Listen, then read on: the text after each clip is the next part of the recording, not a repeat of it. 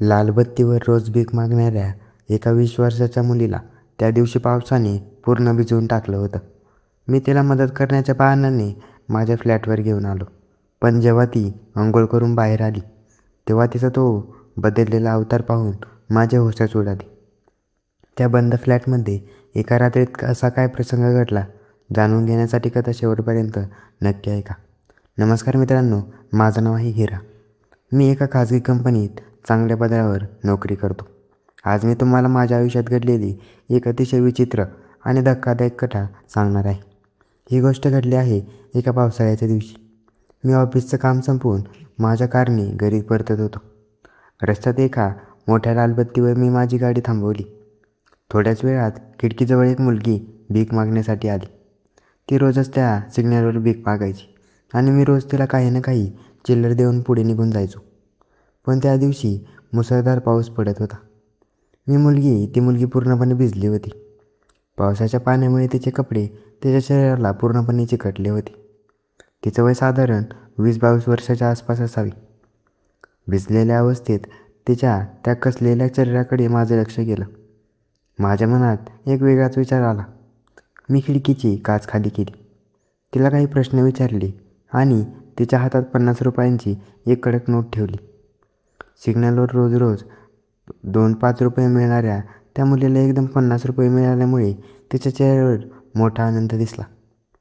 मी माझी कार पुढे नेऊन रस्त्याच्या एका बाजूला उभी केली आणि तिला इशारा केला. ती हळूच चालत माझ्या कारजवळ आली. मी पाकिट काढून तिला 500 रुपयांचा 2 नवीन नोटा दाखवल्या आणि विचारलं, हे 1000 रुपये तुला हवेत का? ती डोळे विस्फारून आणि खुश होऊन म्हणाली, हो साहेब, हो नक्की हवेत. मी तिच्या डोळ्यात पाहत म्हणालो, ठीक आहे, हे पैसे मी तुला देईन, पण त्या बदलत्या तुला माझं एक काम करावं लागेल. सांग, मान्य आहे का? तिने थोडा विचार केला आणि म्हणाली, हो साहेब, सांगा काय करायचं आहे. मी थेट म्हणालो, मी तुझ्यासोबत तेच करणार आहे जे एक नवरा आपल्या बायकोसोबत करतो, जे सगळेजण करतात. बोल, येशील का माझ्यासोबत? माझं हे बोलणं ऐकून ती मुलगी थोडी लाजली, पण तिने थोडा विचार केला आणि म्हणाली, ठीक आहे साहेब, मी येते. मी कारचा दरवाजा उघडला आणि तिला शेजारच्या सीटवर बसवलं. मी घाईघाईने गाडी चालवत माझ्या अपार्टमेंटच्या पार्किंगमध्ये आणली. तिथून लिफ्टने मी तिला माझ्या फ्लॅटवर घेऊन गेलो. घरात आल्यावर मी त्याला पिण्यासाठी पाणी दिलं. तिने शांतपणे पाणी पिलं. मी तिला कॉफी विचारली, पण तिने नम्रपणे नकार दिला. आता मी अगदी सभ्यपणे आणि आदराने बोलत होती. तिचे कपडे पूर्ण भिजलेले असल्यामुळे मी त्याला अंघोळ करायला सांगितली. मी तिला बाथरूम दाखवलं आणि माझ्या बायकोचा एक सुंदर ड्रेस काढून तिच्या हातात दिला. मी म्हणालो, हे कपडे घाल आणि अंघोळीसाठी शॅम्पू साबण तिथेच आहे. ती होकार देऊन बाथरूममध्ये निघून गेली. इकडे माझं मन भलतंच उतावीळ झालं होतं. मी फ्रीज उघडून बिअरची बॉटल काढली आणि ती पिऊ लागलो. सुमारे 20-25 मिनिटांनी जेव्हा बाथरूमचा दरवाजा उघडला आणि ती मुलगी अंघोळ करून बाहेर आली तेव्हा तिला पाहून माझी होशच उडाली. बाथरूममधून बाहेर आलेली ती मुलगी आता ती आधीची सिग्नलवर भीक मागणारी मुलगी वाटतच नव्हती. माझ्या बायकोचा तो सुंदर ड्रेस आणि तिच्या शरीरावर अगदी चपखल बसला होता. ओले केस पाठीवर सोडलेले, धुतलेला चेहरा आणि अंघोळीनंतर अंगातून येणारा साबणाचा सुवास. त्या आवाजात ती अत्यंत मादक आणि सुंदर दिसत होती. तिला पाहून माझ्या हातातला बिअरचा ग्लास तसाच थांबला. मी थोडा नशेतच आणि तिला जवळ बोलवलं आणि माझ्या शेजारी सोफ्यावर बसवलं. मी बिअरच्या बॉटलमधून एक ग्लास भरला आणि तिच्या हातात देत म्हणालो, पी माझी जान, थोडी बिअर घे.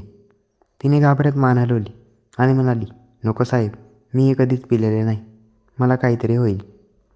मी तिच्या खांद्यावर हात ठेवला आणि मग आवाजात म्हणालो, माझ्यावर विश्वास ठेव जान, काही नाही होणार तुला, मी आहे ना तुझ्यासोबत.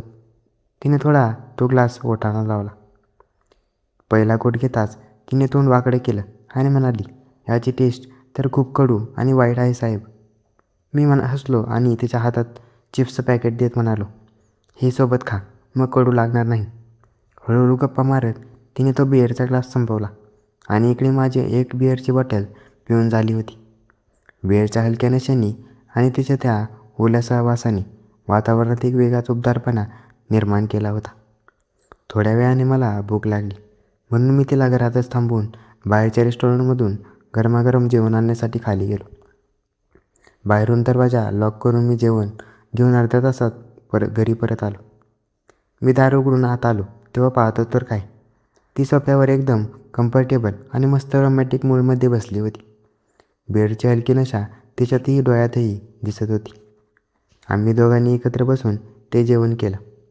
जेवण झाल्यानंतर तिने किचनमध्ये प्लेट्स ठेवल्या आणि माझ्याजवळ आली आणि बसली. मी तिच्या नाजूक हाताला स्पर्श करत म्हणालो, डिअर, तू दिसायला खूप सुंदर आहेस. आजची ही रात्र मी तुला खूप आनंद देणार आहे. तिने लाजून मान खाली झुकवली आणि फुसफुसली, हो साहेब, जसं तुम्ही सांगाल तसं. तिचा तो लासर प्रतिसाद पाहून माझ्या मनातील आवार पूर्णपणे सुटला. मी हळूच तिच्याजवळ सरकलो. तिच्याही चेहऱ्यावरचा संकोच आता हळूहळू नाहीसा झाला होता. ती स्वतःहून माझ्या अजून जवळ आली. तिने तिच्या नाजूक हातांनी माझी मान पकडली आणि माझे ओठ तिच्या ओठांकडे ओढले. आमच्यात एक मखमली आणि नशिलं चुंबन सुरू झालं. तिने तिचे दोन्ही पाय माझ्या कमरेभोवती गुंफले आणि मला एकदम घट्ट मिठी मारली होती. मी तिला हळूच उचलून बेडमधील पलंगावर घेऊन गेलो. पलंगावर पडताच तिने मला अजूनच घट्ट आवळून धरलं होतं. बिअरची ती हलकी नशा आणि पावसाळ्यात वातावरणात असलेला गारवा या दोघांनी आमच्या जवळ एक अजूनच वाढवली दिली होती. तिचे ते मखमली ओठ माझ्या ओठांवर, गालांवर आणि गळ्यांवर फिरतच होते. रस्त्यावर भीक मागणारी हीच ती मुलगी आहे यावर माझा क्षणभर विश्वासच बसत नव्हता. तिच्या त्या कोमल स्पर्शात आणि अंगातून येणाऱ्या सुगंधात एक वेगळीच मोहिनी होती. मीही तिला पूर्णपणे समर्पणाने साथ दिली. माझे हात तिच्या पाठीवरून अलवार फिरू लागले. तिने हळूच मिठून घेतले आणि तिच्या तोंडातून एक उबदार सिसकिरी बाहेर पडली. मंद नाईट लॅम्प लालसर प्रकाशात आमचे श्वास एकमेकात विलीन होत होते. त्या बंद खोलीत मध्यरात्रीच्या शांततेत फक्त आमच्या वेगाने चालणाऱ्या श्वासांचा आवाज गुंजत होता. कित्येक दिवसांची तिची ती भूक आणि माझा तो एकाकीपणा आज त्या एका रात्रीत पूर्णपणे विरघळून गेला होता. दीड तास चाललेल्या त्या प्रेमाच्या वादळानंतर ती पूर्णपणे तृप्त झाली. तिने तिचं डोकं माझ्या छातीवर ठेवलं आणि शांतपणे श्वास घेऊ लागली होती. मी तिच्या केसांवरून हात फिरत विचारलं, तुझं खरं नाव काय आहे जान? तिने हळूच मानवर केली आणि लाजत म्हणाली, माझं नाव पूजा आहे साहेब. मी तिच्या कपाळावर एक चुंबन घेतलं आणि म्हणालो, आजपासून मला साहेब म्हणायचं नाही आणि उद्यापासून तुला त्या लालबत्तीवर भीक मागायची गरज नाही. मी तुला एका चांगल्या ठिकाणी कामाला लावून देईल. माझे हे शब्द ऐकून पूजाच्या डोळ्यांतून आनंदाश्रू वाहू लागले. तिने मला पुन्हा एकदा घट्ट मिठी मारली. त्या रात्री आम्ही दोघेही एकमेकांच्या सहवासात गाढ झोपी गेलो. सकाळी जेव्हा सूर्य मावळला तेव्हा पूजाच्या आयुष्यात एक नवीन दिशा मिळाली होती. मी तिला ठरवल्याप्रमाणे पैसे तर दिलेच, पण सोबतच माझ्या एका परिचित मित्राच्या हॉटेलमध्ये तिला चांगल्या कामावर लावून दिलं. त्या एका पावसाळी रात्री घडलेल्या प्रसंगाने माझ्या आयुष्याला एक वेगळीच आठवण दिली आणि पूजेला नरकातून बाहेर काढून एक सन्मानाचं आयुष्य मिळवून दिलं होतं.